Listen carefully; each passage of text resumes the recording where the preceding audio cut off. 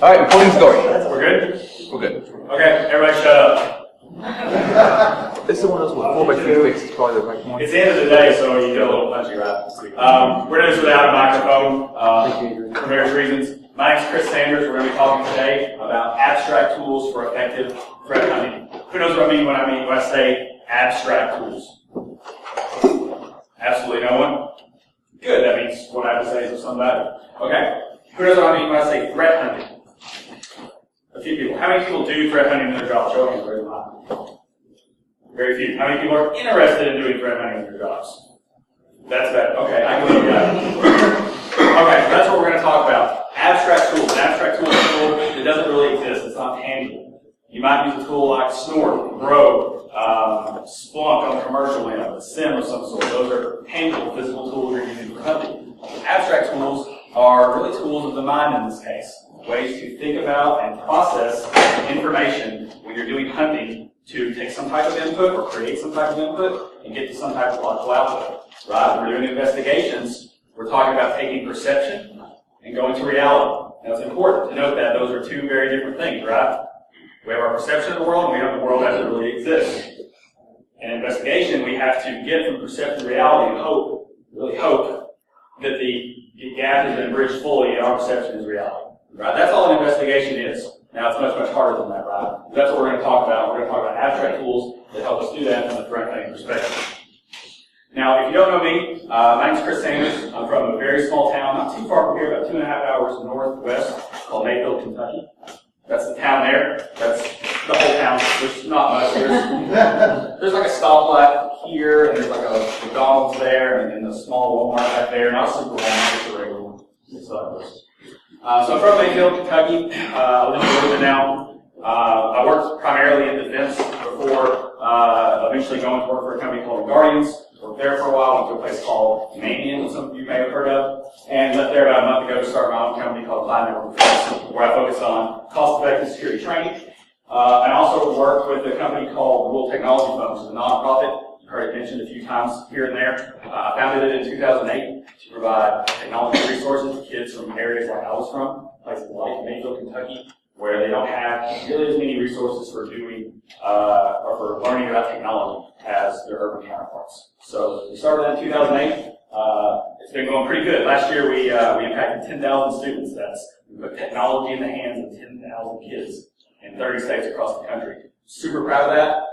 So far this year we've done that with 12,000 kids, where we get to 25,000, God willing. We're having a nice little silent auction back there in the fishbowl. I'll talk about that when I wrap up. As will be in shortly after this talk. Okay, so let's get to the talk. Framing. Abstract tools, right? Tools of the mind. You have to frame things appropriately in order to be able to use tools correctly. Right? So I want to talk about how we frame threat hunting and how it's a lot of the ways the same as a normal investigation, a normal alert-driven network security monitoring type investigation, but also how it's a little bit different. So I'm going to talk about that. And one thing that really irks me with threat hunting is a lot of people see it as a very elite skill, right? Only your best of your best can be your threat hunters. I don't really buy that. Matter of fact, I think that's troubling, and I think it's kind of damning a little bit on our industry, and it really doesn't serve to help anybody except for those who are already at that elite level. I think everybody can be a threat hunter. I think you certainly can get better at it as you gain more experience. We'll talk about how you gain that experience in a little bit. But generally, many places with large number of analysts do a structure like you see right here. Tier 1 event analysts, Tier 2 incident responders, and Tier 3, your super elite or your hunters. I worked for a government agency at one point where, and this is before I'd done really any threat hunting. I got to go meet the threat hunting team. This was up in someplace in the Maryland area. And I went to meet their hunting team, and they said, "Oh, Chris, you're interested in hunting. Well, that's what we do, and it's super awesome. We're badasses. It's fun." That's cool. I too would like to be a badass. So I was like, "Well, show me what you do." And they're like, "No, we can't do that. You're not ready." That really irked me. That didn't really sit well with me. Like, maybe I'm not ready. Like, I can do investigations, or what's the secret sauce that I can't know about? It irked me. It didn't go well, and I carried that with me for a long time. That was probably 8 years ago. So I don't buy that. I think anybody can do hunting. I think you need experience to be really good at it. I think anybody can do it to some degree. Now, investigations. When you think about investigation, a lot of times it means you've gotten an alert. maybe from an IDS, like a snort or a circotic, something like that, and then you go investigate something. And that's one way to do an investigation. But really, investigations are all very similar. And I'll boil that down into this process you have on the screen here. Right? So 5 steps. I'm going to go through these really quickly. In any investigation, you have an observation. Right? That's your initial input. That's when you say something is odd or something is weird. Now, that input doesn't have to be something you necessarily know. It could be a phone call, right? One of the main ways that big breaches are found is the FBI finds a piece of hardware out there that has some stolen data on it, and they call the company that owns the data. Not a call you want to get, right? But that's an observation, right? Someone calling you and saying, hey, we think you're wrong. So that's the way an investigation can begin. It can be the IDS alert driven way. It can be through hunting, which means you're kind of manually finding those things that are going wrong. Or maybe it's maybe you're a malware analyst. Someone hands you a piece of malware and they say, we think this is evil. That's the beginning of the investigation. So you have that initial observation. That's your input to the investigation process. From there you have the cycle of questions, hypotheses, and answers. When I say questions, I say, okay, you have this thing which you know is weird or you think is weird, and you need to dig into it. So what are you going to do? Well, human nature is we're going to ask a question. You're not going to necessarily maybe realize you're doing this, but you're going to ask a question, and then you're going to make a hypothesis. So you're going to ask a question kind of leaning in one way or another, right? You might lean towards it's evil, you might lean towards it's not being evil, but you're going to have some type of lean, some type of bias, so to speak, when you're thinking about hypothesis. You're going to go seek answers to that question. That's when we look at data. That's when we go pull PCAP, or pull NetFlow, or we pull memory images, things of that nature. That's when we go try to figure out the answer to our question. And then when you find that answer, generally in an investigation, that begets more questions, right? That's why this is a cycle here in the middle. So answers beget more questions, we get more answers, and that goes and goes and goes until we get to a conclusion, right? That's when we have enough evidence to back some type of conclusion that says what's going on. That's where we're bridging this gap from perception to reality. Now, does this look familiar to anybody? This kind of chart, does it look like anything you've ever seen? Maybe something in a science textbook? Scientific method, right? It's very similar to the scientific method. Very similar thing. And there's a reason for that, right? We don't have the scientific method because some old dudes sat in a room one day and said, this is how we should do science. Now, let's go do some science. That's not how it worked. They sat and they examined, wherever these old dudes were, I don't know if they were. They sat and examined how scientific discovery happens. They said, what are the processes throughout history that people have used subconsciously to do science, right? And the scientific method kind of came from it. I'm of the belief this is a similar type approach for investigations, right?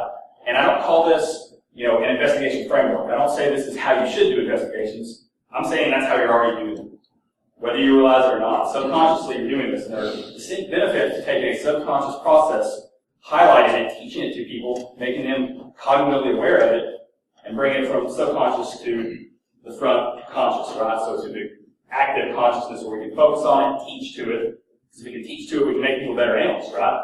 That's pretty cool.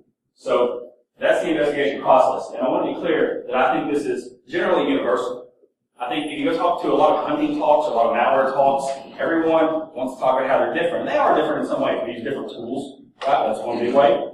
But generally speaking, the investigation process is fairly universal. And I think that's very important for framing, not just this talk, but framing everything we're going to be doing as blue teamers, as investigators, or for you red teamers who are hiding out in this room undetected. I don't see any trees. Here,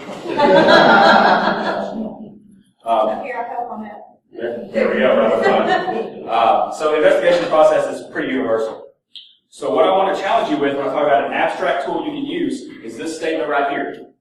What question am I trying to answer?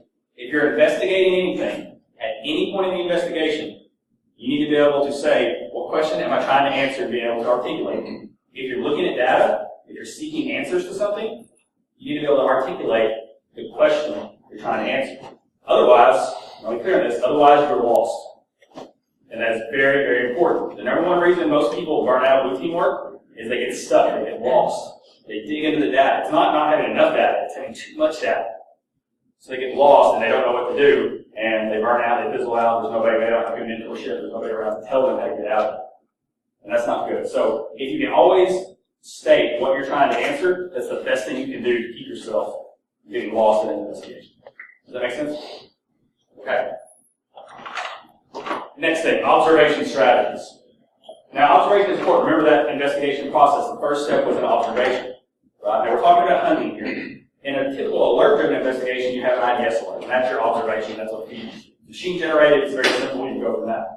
Hunting's a little bit different because generally you can use alerts for hunting input, but generally speaking, hunting input is coming from you as a human. You're actually manually perusing through data, finding things that say, "Oh, look, that looks weird," and then digging into it.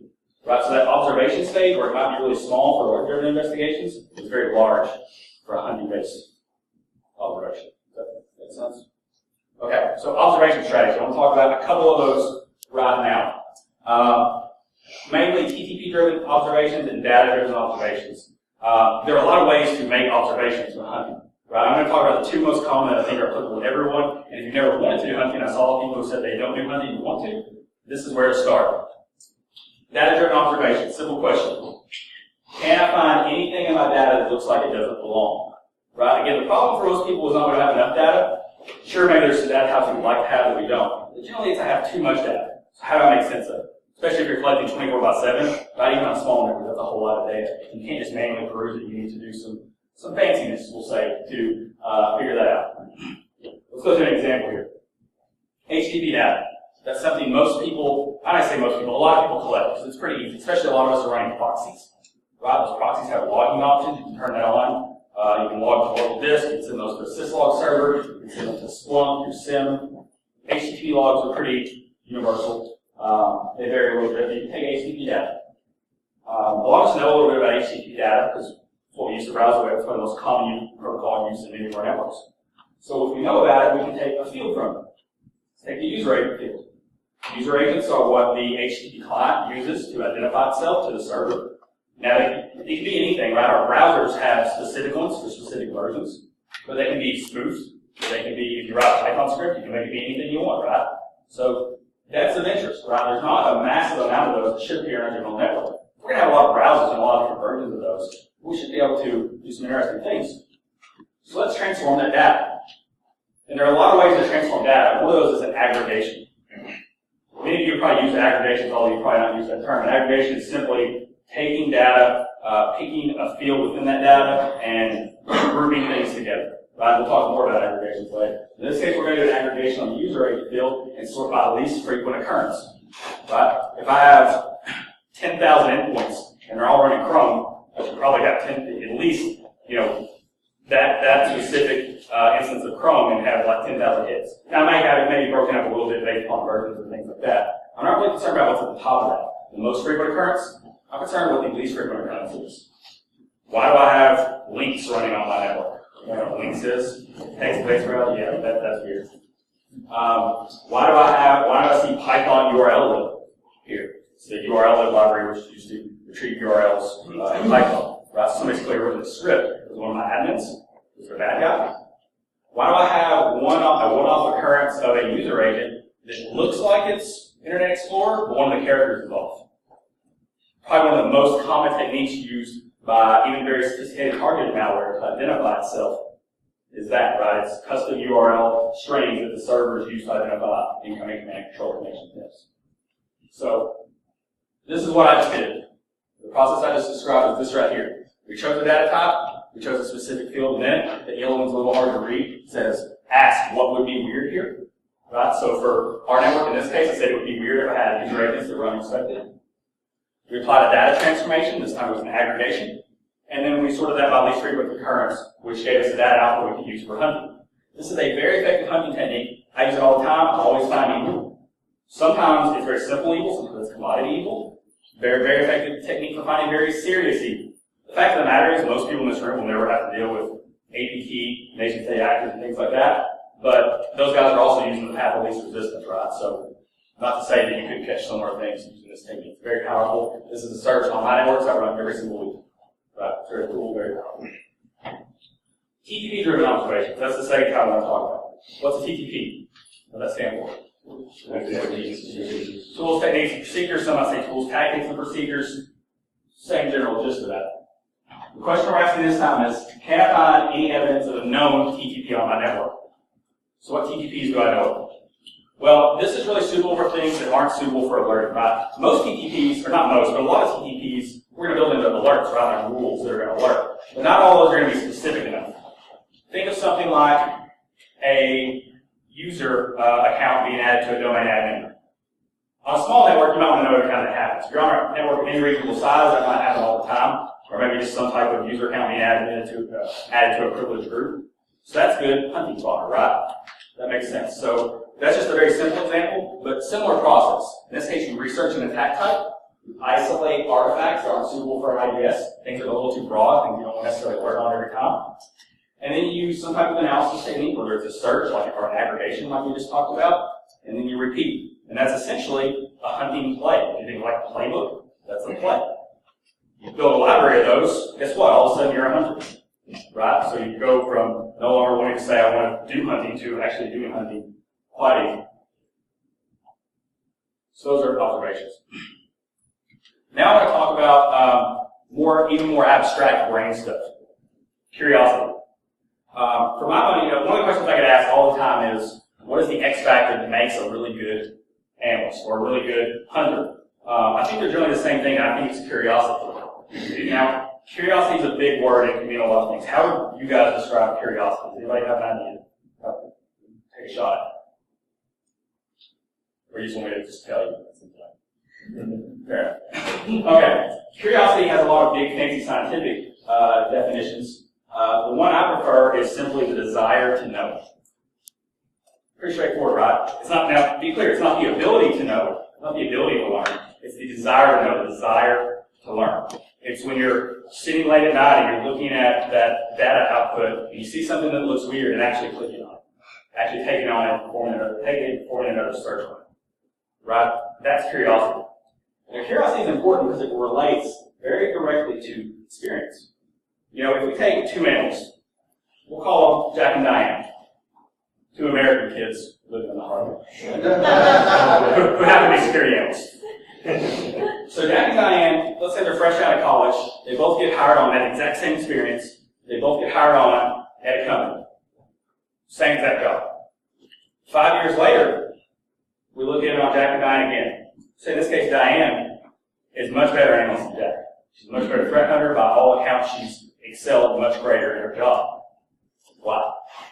Well, you might say experience, but they have the same experience in terms of years, right? Which is funny because most of us in our jobs, when we're asked, how much experience do you have? You'll say, oh, I have 5 years or 10 years experience. Right? Time is a horrible quantifier of experience. Right? It's too one-dimensional. Experience is a lot more involved in that.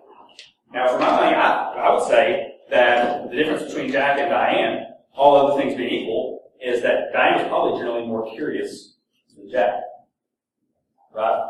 So that's the desire to know. It's what I've observed through my career is the one thing separating really good analysts, really good investigators, and I'll say really good red teamers for our hoodie-wearing person here in the front row. Red teamers as well.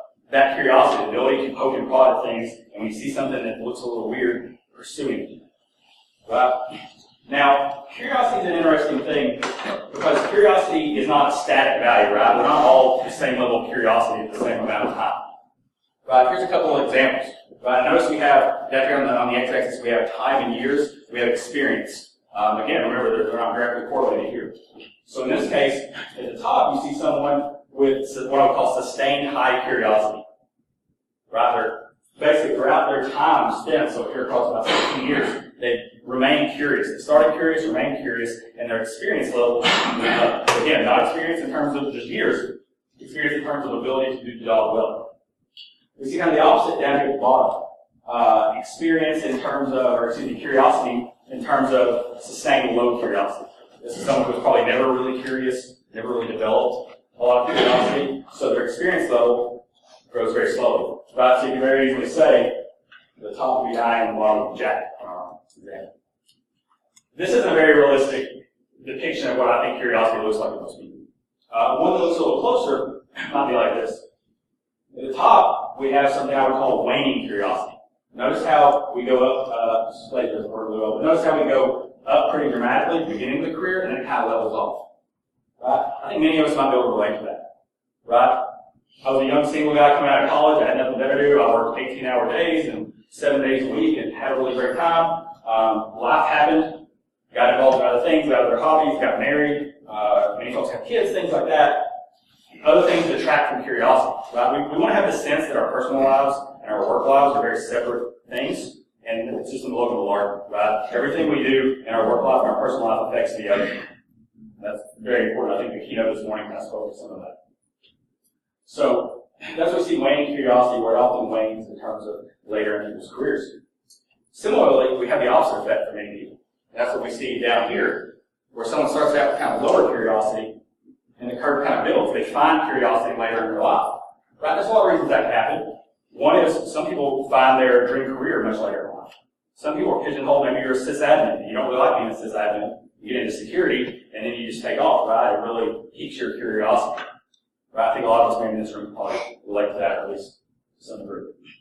So this is closer to what I would say real curiosity looks like, right? But still, I wouldn't say it's like this or like this. For most of us, curiosity probably looks like this. Right? So that's the fact. This is a bit of an oversimplification. But curiosity is incredibly important. I would say, generally speaking, probably the most important thing in terms of abstract tools that allow people to better attain experience and the secret to success of dining.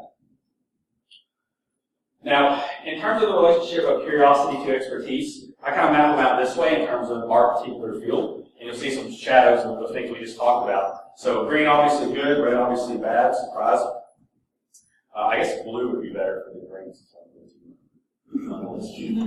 So someone with high curiosity and high experience, that's someone who clearly excels based on what we just talked about. To the left of that, we see someone with high curiosity, low experience. Someone new to the field. Right? A lot of people are really excited, they're really glad to be here. They're looking at all these alerts, doing all these investigations, and everything looks equal to them. Right? Because they don't know. They've never seen a lot of this stuff, so everything looks weird to them because they don't know what normal is. Right? That makes them jumpy. They want to report everything. I've been in socks with these people. It tests your patience. But that's okay. These people can move into this excels area with the right leadership and mentorship, right? Someone to direct that curiosity, to direct them in the right places, to constructively tell them, hey, this is nothing, let me tell you why, so you can learn from the next thing. Very, very important. Now notice at the top, the green.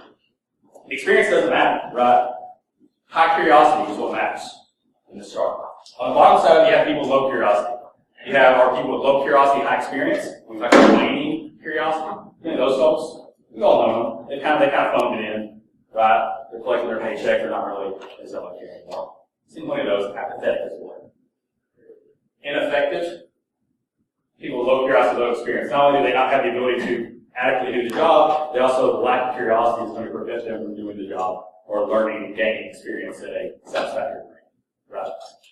So that's curiosity. Let's talk about something a little more tangible. Pivot. What's a pivot? You want to take a shot at that one? Turn. A turn, okay. Change the direction. Change the direction, okay. Let's say the key is where the whole, everything you learn so far is applied to another Okay. direction.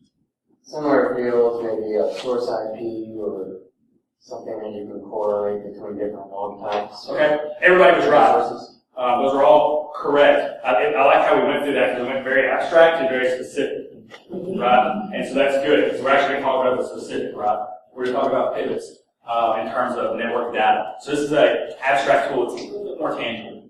So basic pivot. This is a basic pivot. We have an alert. We talked about alerts a lot already, right? You have a snore alert, a Circata alert, some type of IDS, maybe some commercial IDS, Cisco AMP or something like that. You get an alert. An alert has data with it, right? It says, this bad thing happened, here's the data we know about it. If it's a network-based alert, it often has an IP address. In this case, source or destination IP address. So that's the field. So a pivot in this case, when you take, like the gentleman up here said, whenever you take a specific field from this piece of data, take that field, look for it in another piece of data where that field is common, right? So those two pieces of data, or two sources of data, share a common bond with a single pivot. That's a pivot. Most of the question and answer we do in the investigation process is based upon pivoting. Very rarely, really, do we are able to focus on a single data source in an investigation and figure out what we want to figure out. It requires some type of pivot. So this is a really common pivot. You take an alert, you take the source and destination IP address it provides, and you pivot to packet capture data.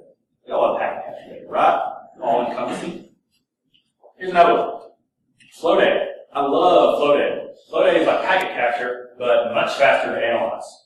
right? It's like a log of, it's like when you think of your cell phone, and I'll steal the example Jason used this morning in his talk. Your cell phone bill, right? Maybe we don't look at it as much as we used to. Your cell phone bill has a line-by-line entry of every call you make. Time, source, destination, duration. That's basically what flow data is, but for network communications, whereas PCAP is context-rich and actually has basically like a recording of the call, right? So those both share similar characteristics. We can start with flow data, take a very broad time range, shrink it down to something really manageable, take the IP address information and pivot over to PCAP. We can also take the source and destination port information and pivot over to PCAP, focusing on a specific conversation. We're reducing our data set, right? That's pretty cool. Here's going another way. We start with PCAP in this case. We're looking at PCAP. We have a domain. The domain name is very suspicious. freemachinelearning.net. Sounds malicious to me. But we don't know it's bad, so we need to pivot to open source intelligence. Open source intelligence, places like VirusTotal, AcidTotal, various online websites where you can search for these things and look for examples of maliciousness. So that's a PCAP to OSINT pivot on the domain field. The cool thing about that is we're pivoting actually outside of the domain. We're pivoting from internal data source to public data source, which is perfectly valid too. Here's a really great one, HTTP proxies. I mentioned earlier a lot of us run HTTP proxies. Many of those are user aware, so they tie a username in those logs. So if that username is there, you can actually pivot to the Windows logs of a specific endpoint or all your endpoints and look for evidence that ties those two things together. And this is really cool because this is tying a network data source to a host-based data source, right? And that's actually a little bit harder to do than most of us like for it to be. But to do good investigations, generally people ask me, would you rather have network data or host data? You know what my answer is? Yes. Right? Like you need them both. You can't give out without the other. And host data becoming increasingly more important as more of the internet becomes encrypted. Right? More encrypted communication going on. So these are examples of basic pivots. Everybody follow?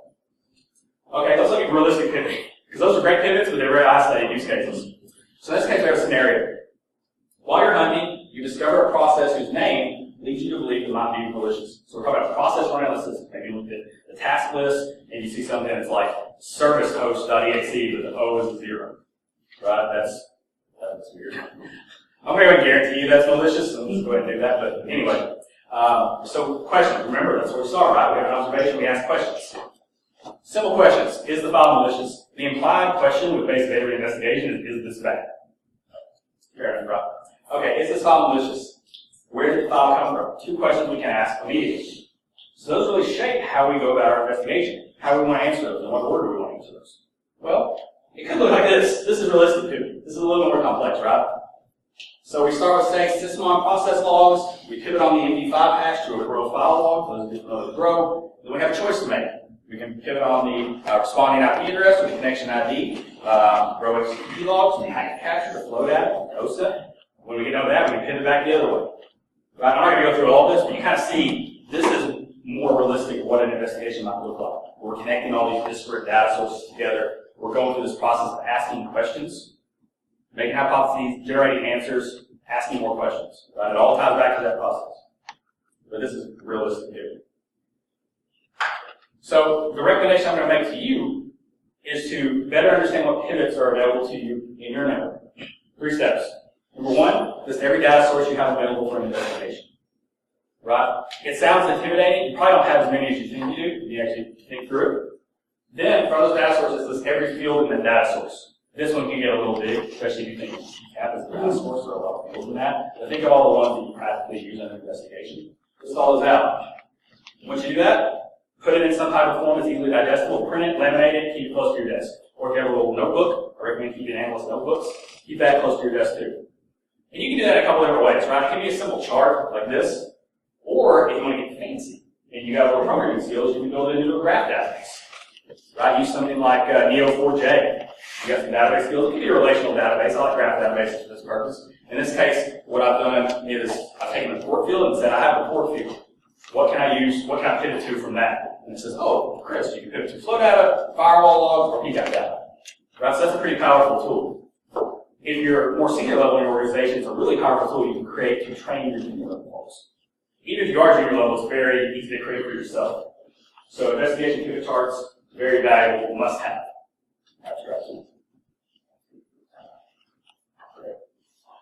Aggregation, let's say we talk more about it. This picture best sums up an aggregation much better than I could. Especially anytime I can think in terms of food, it's a good day, right? So we got barbecue on the map from earlier. Too much. Alright, aggregation. So again, we're taking specific data fields within our data sources, sorting those, grouping them together, aggregating them. I've talked about one of those already, but I want to talk through a couple more really quickly. We're going through most occurrences, at least occurrences, a couple of scenarios that go in relation to those. Most occurrences, here's an example. Query a web application, the authentication for it at a given time. So maybe you have a custom web application, or maybe it's something you're using for your finance department or HR department. Some type of custom web application, get all the authentications, all the usernames and timestamps to go with it for a particular time. A day, a month, a week, wherever you can get it. Aggregate the user accounts sorted by the number of logins. So take every user account that appears and group that based on the number of logins over that time period. Right? That becomes useful data. In this case, it becomes useful just looking at it. First of all, if you know your organization, if you know your people, you can say, geez, Jeff really should have logged in 472 times at 2 a.m. yesterday. Right? And you can also look at failed authentications too, right? Like someone's account has continual number of failed authentications, maybe someone's trying to break into it. Maybe you should consider some other action from that. You can also do comparative analysis. So you can do that for this week, run the search again the next week, and compare the results. Right? If you do that for a few weeks, you should start to get a sense of what those patterns look like. And if you do that, you can eventually start noticing things that's a little weird. If Laura's account only has 3 authentications a week, and all of a sudden it has 70, that's weird. That's something we should probably look at. Right? That's an observation. Right? That's an observation we can use to then ask questions. Go seek out answers to those questions and do an investigation. Hunting is as simple as that. So, least occurrences. In this case, we're going to query Windows service execution logs on a network segment. So maybe you're using something like sysmon on your Windows host. It'll log every time a process is executed. You figured it that way. And if you grab all those together, you can aggregate those and aggregate the unique processes sort of by least occurrence. Right? We don't care about the processes that execute consistently everywhere. Word, Internet Explorer, Firefox, Chrome, Outlook, all those things are good on every machine. We care about the things that are only executing on 1 or 2 machines. Right? At worst case, you're going to find people installing programs you probably don't want them to have. Search toolbars, random things like that. Best case, you're probably going to find malware. This is probably one of the most successful hunting type activities I've ever done in terms of finding commodity malware, spyware, things like that running on machines, things that could lead to a lot worse, right? Backdoors, things of that nature. Processes that don't belong. This is how I'm finding an observation that there's a process that isn't running. Again, ask questions, seek out answers. It's an aggregation. So a couple more common ones, I'm going to go through these in depth. Bytes communicated. Pick a couple hosts on your network, look at how many bytes are communicated between them, look at top talkers on your network, for instance. Look for anomalies there. Process name, we just talked about that one. HTTP user agent, I used that in an example earlier. HTTPS server certificates. Look for weird domain names compared with weird server certificates that don't make sense. HTTPS isn't something we can get a lot of useful data from, other than session data, but certificates are useful for collecting. You can do that with Rogue if you'd like to. Server authentication usernames, with users authenticating to a particular server, particularly sensitive servers. Do some of the similar analysis we talked about just a second ago. Web server access logs. Look at access to specific areas of your web server. Look at directories on your web server that really don't normally have a lot of access, and all of a sudden they do. Look at people making requests to directories that don't exist on your web server. Interesting things to be found there. Here's the big drivers. CLI commands executed. If you're doing some type of like a Linux host or routers, you can log the commands being executed on the command line. Look for outliers. Look for, sudo apt get update is probably a pretty common one. nc-l-p2222 is probably not one you want to see. That's netcat. Somebody's installing a backdoor and running that, and you will probably pop up with an outlier if you were looking at this report on a time basis. So those are aggregations. Chances are you probably already started thinking about some aggregations in your network you can run, or thinking about what those results would look like on your network. All these things are very easy to run. You don't need fancy software. You can output the data, crunch numbers in Excel, right? It's a smaller data set. Learn, prep, and set and opt in those Linux command line tools. You don't need fancy stuff. If you have the fancy stuff, that's great. Dump everything into an Elk stack, Elasticsearch, Logstash, Kibana. You have something like Splunk. Better yet, download the free version of Splunk. You can put, I think it's 2 gigabytes of data into it a day. Use it as a sample. Use it if you need to prove value to your boss to show him, hey, we should do more threat hunting. Download it, put some data in as an example. Find some bad stuff with it. That's the number one way to get budget, right? Here I found bad stuff. Give me money to find more bad stuff. It's a good formula for success. Friendly intel. That's the next thing we're going to talk about. What do I mean when I say friendly intel? Many of you have heard threat intel, right?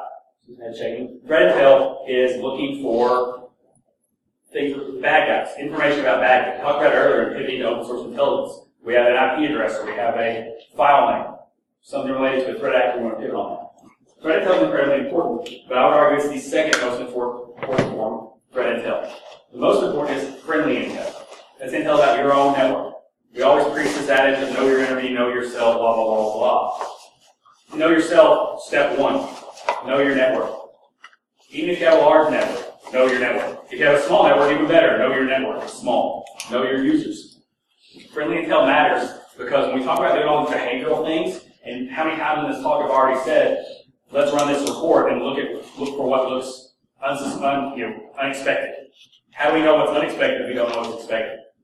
Right? One of the most common things we're going to be doing in investigations is asking questions about systems. Most of those systems will be our systems, right? They're not just all remote systems, they're our systems. So you need to know what the baseline is. What is the role of this system? What users use it? When do those users normally log in? These are that. It's friendly intel. It's very important. One of the things I recommend is the concept of history physical. It's taken from the medical field, and it's something that if you've gone to see a doctor or you're a family practitioner maybe for the first time, first thing that you're going to do is a history of physical, right? They learn about your medical history. They learn about your baseline stats. They take your temperature, look at your blood, right? All those basic things. Same concept really applies generally for your network, but it's going to help you make better decisions later. Same reason that your doctor is doing that.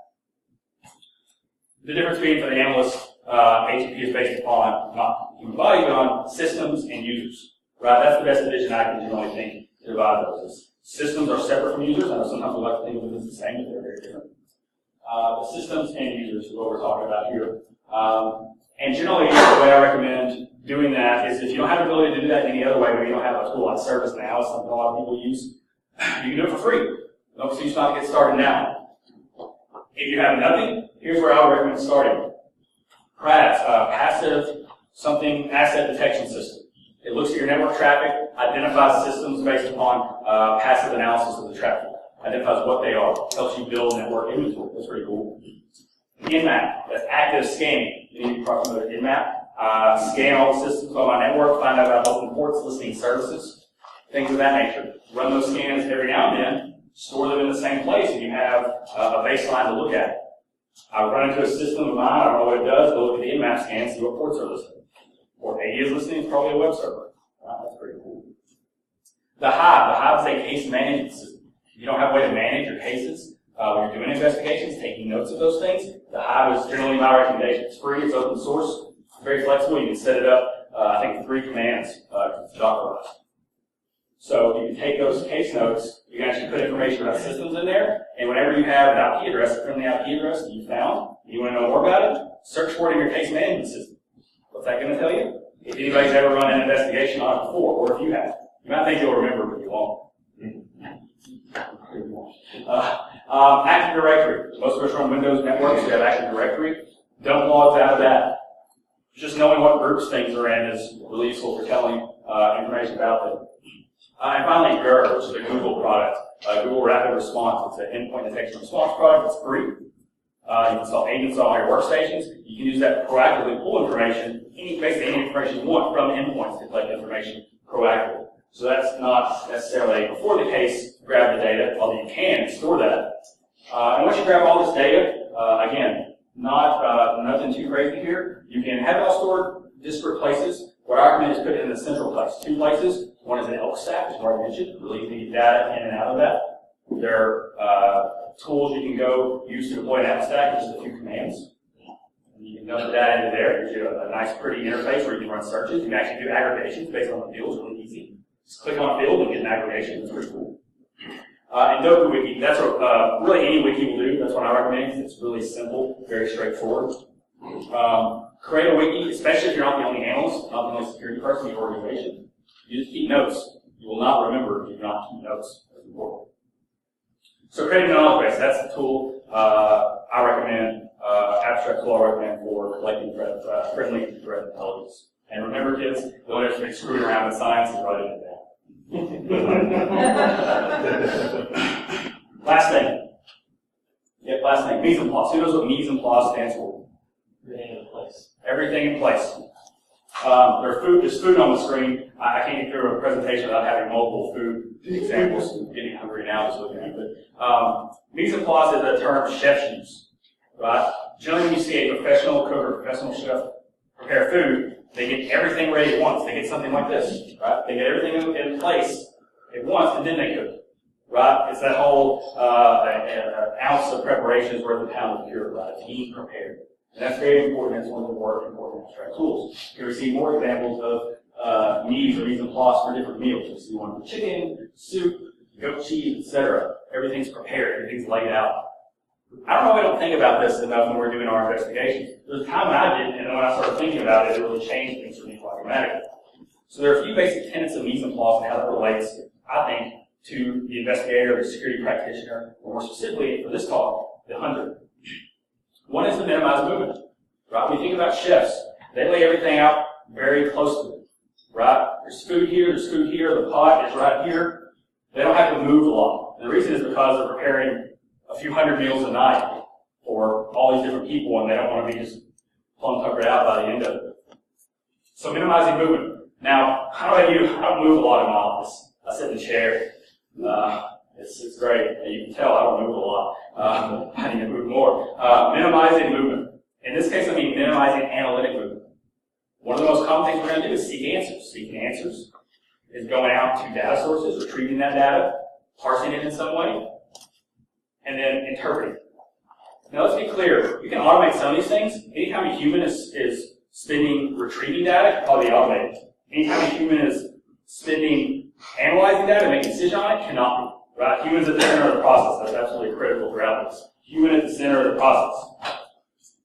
So if you're the human, and if all those other things can be automated, why are you doing it? Right? Now I recognize it might not always be perfectly easy to automate those things. But if, let's say, you need a packet capture file, and to get that, you have to go out to a sensor, hop to another sensor, download the file here, download it there, filter it there, pull it back. I've worked in these places. It takes 10 minutes to pull a packet capture. It could be cut down to 30 seconds. That's wasted time. It's wasted movement. You're moving the data too much. You're moving logically through your network too much to get the answers you need to do investigations. It's also forcing context switching. Absolutely. It's forcing context switching. So, this is a cognitive enemy of the analyst, as I call it. It's causing you problems you don't need, and it can kill an entire day. Because especially if you wait for 10 minutes, you might forget what question you were asking by the time you get the data. Seen that happen plenty. Happens to me all the time. Minimize movement. Waste nothing. Chefs don't waste a lot. You cut up a chicken, you cook the chicken, you throw the bones away? No. Use them to make the stock. And that becomes soup or something else. Waste nothing. For us, that means only getting the data which you need. One of the primary mistakes I see beginning security analysts do is, okay, I need to analyze packet capture data for a single IP. I'm going to go get 24 hours worth of data for that IP. That's a lot of data. And they think, okay, I'll get all that data and I'll just carve it down to what I need. And sure, they get what they want to get at some point. And those carving skills are important too. But when you start with all that data, you have to carve it all down. You're artificially introducing more movement, really, and you're in a lot of waste. Collecting data you don't need, you're wasting bits, right? So start small. Get the smallest amount of data you need and work your way up. It is faster 9 times out of 10, probably 99 times out of 100. You can also use varying data sets to help with that, right? I mentioned NetFlow earlier. NetFlow is really fast, it's very small. Do broad searches in NetFlow to narrow your time range down, and then pivot to PCAP. Right? Data size matters. It takes time. Time is the enemy. We want to talk about how the most important thing is being accurate. Being accurate is important. But in most of our organizations, security is a cost center. We got to be conscious of that. And truly, security is an economic problem, right? We want to decrease the cost it takes to defend a network so we can compete with the attackers who already have a very low cost to attack them. Security is an economic problem. Clean as you go. I used to work with a guy. I'm not going to say he's sitting in this room right now. Every time he pulled data, he would pull it back to his desktop and name it test. The second one was test 1. So the next one was test.2. Sometimes you'd have to back them up. Test.1.back. Test.3.back. Now, I pick on Jason. I used to do this too. I still do it sometimes. We all do, right? We just throw things on our desktop, throw things in a notebook. We don't organize them. And we sure as heck, like, we'll go try to backtrack on an investigation the next day. And then which test.3.7.back was it? Right? Clean as you go. It's very important. It sounds silly, it sounds trivial, but keeping your analytic work environment very clean keeps clutter out of your mind. Working memory space in humans is really limited. Right? We have long-term memory, which can give it long. Things like they're stored long-term. Short-term memory, very finite capacity. Not only that, we can't really do anything to increase it.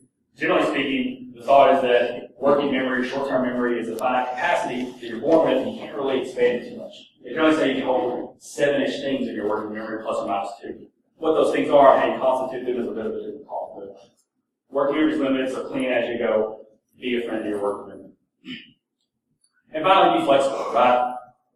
I won't harp on this one too much, but data sources, things go down, things break. Things don't always look the way you think they're going to look. So just because of pivot, you answered one question with one pivot one day, you're going to have to take a different pivot the other day.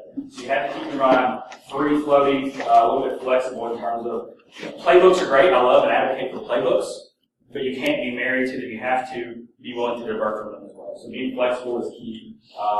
Stuff will go wrong. That's security. So that's that. So we're going to wrap up. I teach a class about this. I'm not going to harp on it too much here. We're actually auctioning one of those off. If you're interested in such things, you can learn about it there. One couple more things, but let's take some questions. Yep. Questions. So you suggested help for data storage. Most of the data is probably at least semi-structured, if not formally structured. Have you considered using a structured data store that would scale better than something like ELK? Yeah, I mean, it's really use whatever you're comfortable with. So the question was, would you consider using, those in here, would you consider using a more structured data store that scales better than ELK? And definitely ELK has some scaling issues. But my general approach when I'm speaking here is most businesses are small businesses. Most security practitioners are actually just network admins who have to do security. So I speak to a little bit of a smaller audience, but yes, by all means, if you need to use something that scales better, do it. ELK will scale, but at a resource intensive, like it takes a lot of stuff. You got to put a lot of work into it sometimes. Especially if you're searching really dramatically and doing crazy regular expressions. I recommend as a starting point, if you're just starting, if you do this at a crazy high level, you're probably going to have to change something. If you do the same thing, which is like a RaidDB install, which would basically be the same technical investment. You can do it with better performance. You can do it with a MySQL database. You can do it with any database you want. The reason I like ELK, honestly, is because it comes with Kibana. And Kibana is a very simple interface that you can use right off the bat that does aggregation. You don't have to build it. That's the main reason. So the process you talked about, first time you look at your data, when I train incident responders, same thing, like you never look at your data, everything looks bad. Yeah. Like in the midst of an incident is not when you want all those rabbit holes coming up at you. So do you have a recommendation on just, I guess, a structured way people should go through their environment and get familiar with all that? Because most environments I see today still, the only time people are looking at that stuff is, when something's on fire. Yeah, so the question was, if you didn't hear on that side of the room, was, do I have a recommendation for a way to go through your data for the first time to start getting a baseline of maybe what's normal? Is that what I heard correctly? Yeah. Okay, so that's a tough question. It's hard to do, right? Generally what I recommend is tying things to sensitive assets. So ultimately our goal in our businesses, whatever structure they maintain, is to prevent loss. So it's the OCA, right? Confidentiality, integrity, availability, that type of thing. So what are your business goals? Where does the most risk exist? And it's different for different business. If I'm a pharmaceutical company, chances are the biggest thing I'm concerned about is protecting my intellectual property. If I'm Amazon.com, I'm concerned about time availability because you measure seconds of downtime in millions or billions of dollars, right? So it's figuring out where that lies from a business perspective and then translating that to technical risk. What is the worst case scenario? Start there, identify the assets related to that and the users related to that, right? So if it's keeping web servers and databases up, it's protecting confidential information, a file server, web servers, identify those specific things, start there. Start with those hosts and the users who use it or maintain it. From there, do all the things we talked about here, aggregations, things like that. Start looking at when these people normally log in, get a wiki, write these things down. Look at what software is installed on these things. Run that search every week. Did something pop up that shouldn't have popped up? Well, that's how you're building a baseline, looking for things that are anomalous. Right? So it's identifying risk, translating that to technical assets, and then starting to look at these individual things like server logs, like host-based stuff, flow data. I'm not telling anyone, the thing you don't do is go take 24 hours of PCAP on a host and try to just dig through that. It's not too efficient, right? You start with things like flow data, with host data, things like that. Does that answer your question to some degree? Yeah, I think so. So that actually brings me to my second question, which you're talking about building out that knowledge base. It seems like a lot of what you be building out, taking all those, all the components of your different log files and stuff like that, basically like what a parser's doing for a sim or something like that. Yeah. Is there a way where you don't have to do that from scratch? Are there any knowledge bases out there where you can just, okay, I've got this, and this, let's pull that in, and then, put it in some format that I'm going to print and laminate? So, that is a good question. And for free, there are things that will do it, but I've never found anything that I love that is free, so I don't think I recommend on that. So that's kind of why I recommend to take these 6 different tools, take the data from those, dump it into an ELK, and that's what you get. Or any type of structured data store or whatever. But yeah, that gives you basically that starting point. There are things you can buy. ServiceNow is one a lot of people use. It's alright. There are other ones you can buy. They're like network inventory tools. It's kind of amazing that network asset inventory is not in a much further place than it is. Especially you would have thought someone would come along by now and create a great free open source tool for that. And there's some things that people have tried, but none that I've seen that I'm happy with.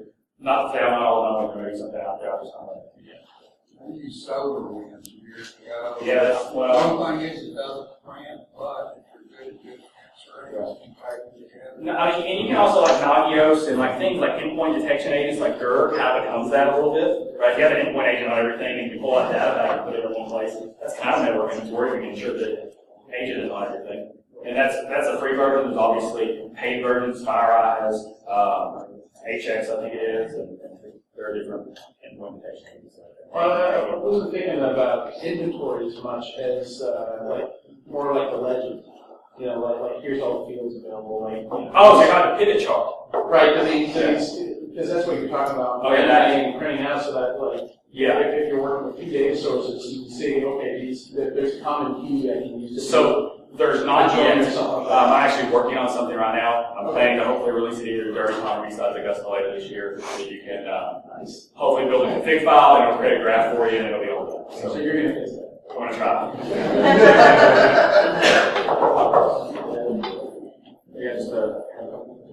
Do you have a certain amount of time that you would generally want to allot to or you would want to break the data down into a manageable amount of time where you would have results? Or I guess when I'm looking at some of these things, like if you have 10 or 20,000 assets, like maybe HTTP user agents, like it could take maybe a week to go through, or how would you usually approach these, just kind of time-wise to try to get make a big thing run? So when I'm analyzing data, maybe like doing aggregation and things like that, what chunks of time would I break things into to do the analysis? I don't have a good answer. It's going to vary really wild. Right? And it's going to depend on how much data I have, how fast I can parse it. I don't really want to do anything that's going to take me more than an hour to parse data. Right? If I get a week of stuff and it's going to take me all day to parse it or pull it down or aggregate it or whatever, I don't want to do that. So it depends a little bit on how much horsepower I have. And it's going to vary really wildly. I'm sorry about that. Answer that. I would say, again, waste little, start small. Start with an hour. If you do that for a while and don't get anything useful out of it, go up to a day. Yeah. You got a couple. Are there any design or architecture principles that you think make hunting harder or easier for people that are designing new systems? So are any design principles, like network design principles, that make things easier from a hunting perspective? I don't think necessarily specifically for hunting, other than just general principles of building a defensible network. Good segmentation, inventory really comes into play, really big again. So I don't necessarily, I want the network to be architected securely, but I don't think of anything immediately comes to mind that I say, as a hunter, I want it architected this way, other than like sensor placement. That's very important, right? Like all my sensors downstream from your NAT devices.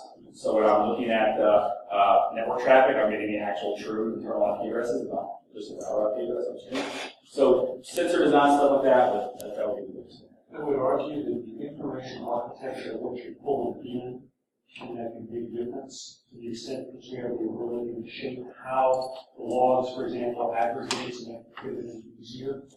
That was some things that I've seen that made a big difference. I have a couple of things to give away. One of these is my book. It's not signed, but I will sign it. I can write whatever I want if I said I'm not going to do it. So we're in Nashville. If you all are from Nashville, live in Nashville. Good portion. Okay. How about those predators? Okay, here's a trivia question for you. First hand I see is going to call on. Predator's just one series. How many goals did the Blackhawks score in the whole series? 3. Alright?